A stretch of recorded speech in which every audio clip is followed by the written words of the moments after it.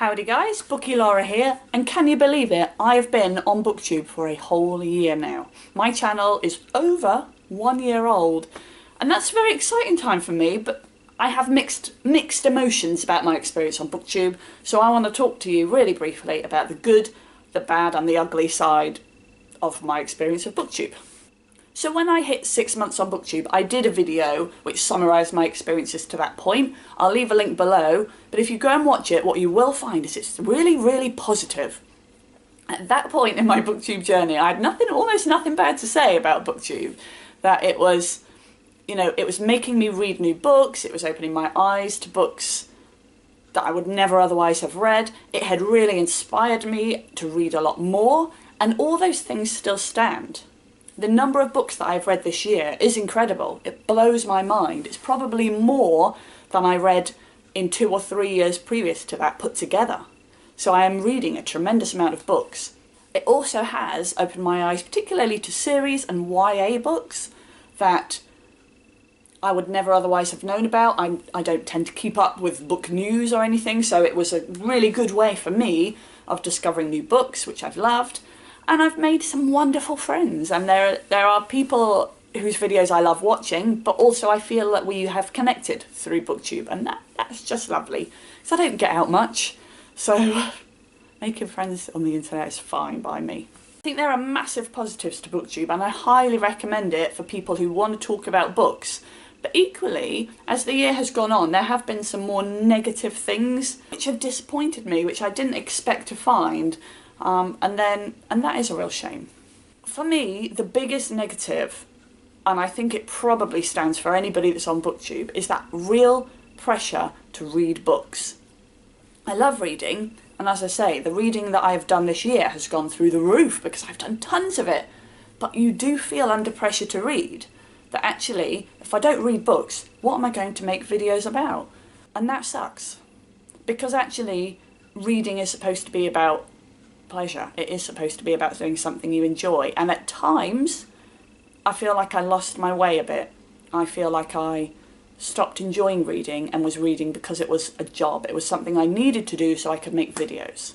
Now that I'm coming out of the other side of that, I hope to avoid it happening in the future, but I think it is a real danger of Booktube that there is pressure on you to read, and it can feel like a job rather than a hobby.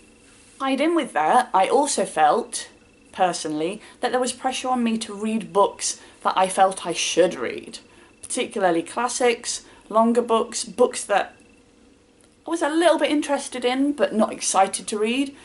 I was including these in my TBR because I felt that I should, and I think, again, that sucks. Again, reading is about pleasure. And if you're not enjoying a book, you should be able to put it down and not feel like you have to plough through it because it's a classic. And I don't want to tell people that I gave up on a classic. I think for me, the pressure to read and it feeling like a job that I had to read was rubbish and took the fun out of it. But I think I've come out the other side of that now, and I'm back to enjoying reading. And there are so many books I love and I'm so excited to read that I'm just focusing on them right now. What else do you need? As for the ugly side of Booktube, I really just put that in the title because it's the good, the bad and the ugly, and I don't know, I thought it sounded good.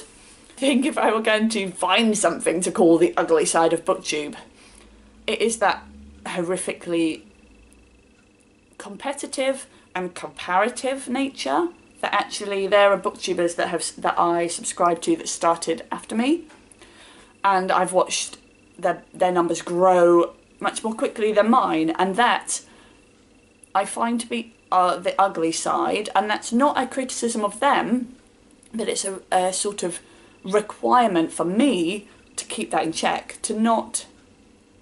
I don't do anything to increase my subscribers. I don't do anything to increase my number of views. I make videos that I want to make, and I'm thrilled when people want to watch them. But there are people out there who will do those things, who do have a lot more time to dedicate to driving up their numbers, and I can, at times, I feel a bit deflated by that I think, is it worth doing when my subscriber number isn't increasing as quickly as everybody else's? But do you know what?